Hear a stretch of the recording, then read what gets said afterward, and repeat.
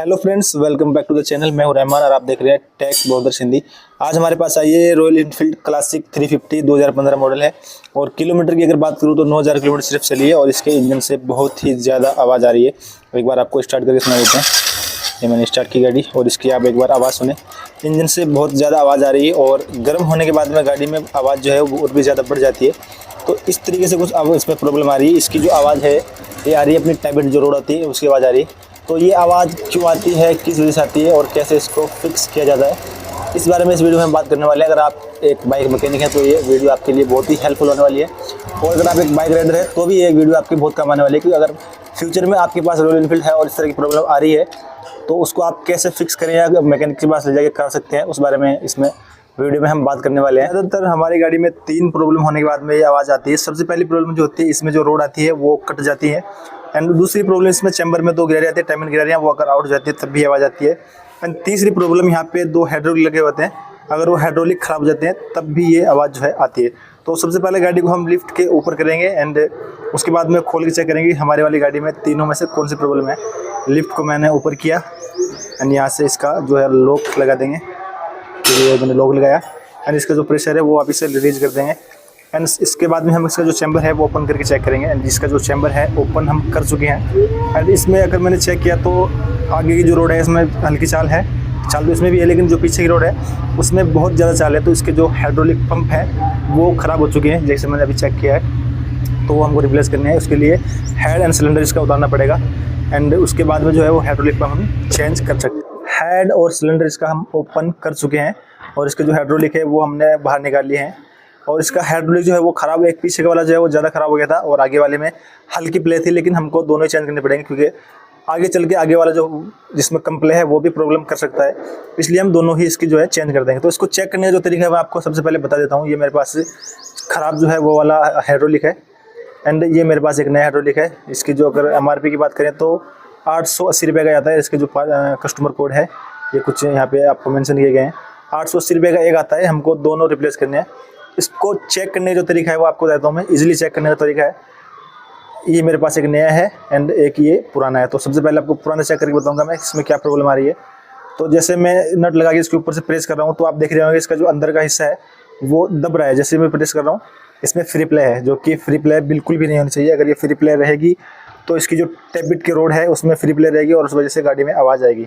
उसी तरीके से अगर मैं नया वाला है मेरे पास, इसको मैं चेक करूँ यहाँ से पुश करके, तो इसमें आप देख पा रहे हो अगर मैं इसको प्रेस किया और बिल्कुल भी इसमें प्ले नहीं है। मैं पूरी ज़ोर से दबा रहा हूँ उसको, लेकिन इसमें बिल्कुल भी प्ले नहीं है क्योंकि ये नया हाइड्रोलिक है, इसमें बिल्कुल भी प्ले नहीं है।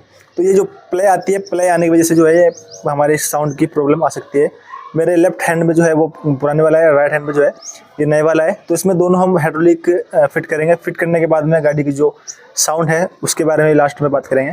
लेकिन हाइड्रोलिक फिट करने के बाद में आपको एक चीज़ जो है वो सेट करनी होती है, वो है इसकी टाइमिंग गिरारियाँ ये वाली। अगर हमने हाइड्रोलिक नए चेंज भी कर दिए उसके बाद में भी जो है इसका सेटिंग करना बहुत ज़रूरी होता है, क्योंकि अगर इसको सेट नहीं करेंगे तो इसमें वापस से आवाज़ आ सकती है। तो इसमें जो अभी आप देख पा रहे हैं इसमें काफ़ी फ्री प्ले है, साइड वाली जो फ्री प्ले है और इसके अगर इसको बाहर निकाल लें तो ये भी फ्री प्ले है, दोनों फ्री प्ले है इसमें। और इसमें बिल्कुल भी नहीं है, अगर आप इसको देख रहे हैं इसमें बिल्कुल फ्री प्ले नहीं है और ये बाहर भी नहीं निकल रही है, यानी कि ये ज़्यादा टाइट है। तो अगर मैं बात करूँ तो उसका पीछे वाला जो टाइबिट है वो ज़्यादा लूज है और आगे वाला जो टाइबिट है वो ज़्यादा टाइट है। दोनों को एडजस्ट करना है। एडजस्ट करने का जो तरीका है वो आपको मैं बता देता हूँ। ये फ्री प्ले ख़त्म करने का जो तरीका है, तो उसके लिए हमको क्या करना होगा कि हमको चाहिए होंगे 2 13 mm के फिक्स पाने। एक मेरे पास ये है और एक और चाहिए होगा, ठीक है। इस 13 mm के फिक्स पाने से हम इसको जो है एडजस्ट करेंगे जो हमारे टाइबिट में इसमें जो प्रॉब्लम है। तो उसके लिए सबसे पहले ये टाइमिंग चेक कर ले। ये जिसमें 2 निशान दिख रहे हैं आपको, ये सेम निशान क्रेन पे बनाया हुआ है, ठीक है। इसको यहाँ पे आमने सामने कर लेना है एंड जो बीच में दोनों गिरा रहे हैं इसके भी दोनों बीच में आप यहाँ निशान दिख रहे हैं वो भी आमने सामने ऑटोमेटिकली हो जाएंगे। तो ये इसका टाइमिंग मिलाना पड़ेगा सबसे पहले।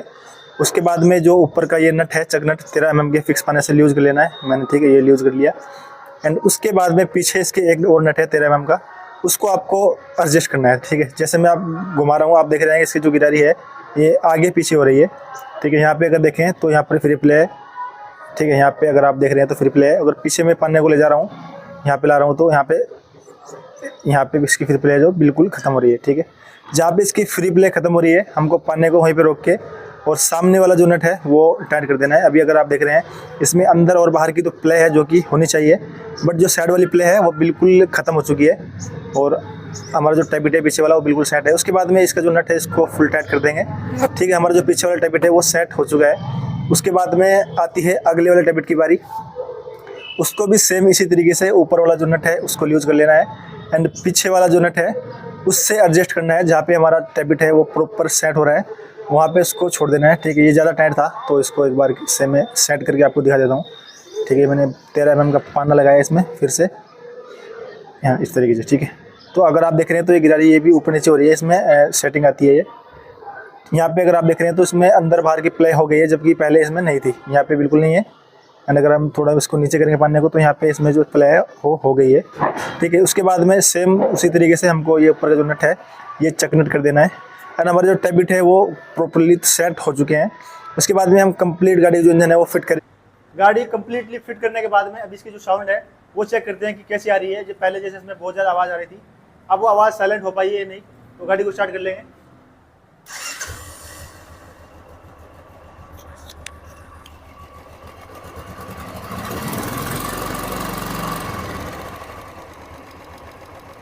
और जहाँ तक मैं सुन पा रहा हूँ इसकी आवाज़ जो है बिल्कुल साइलेंट हो चुकी है, क्योंकि इसमें हाइड्रोलिक शायद ख़राब था और इसलिए हमने वो चेंज कर दिया। अब जो है इसमें आवाज़ बिल्कुल साइलेंट हो गई है, इसमें हाइड्रोलिक की प्रॉब्लम थी।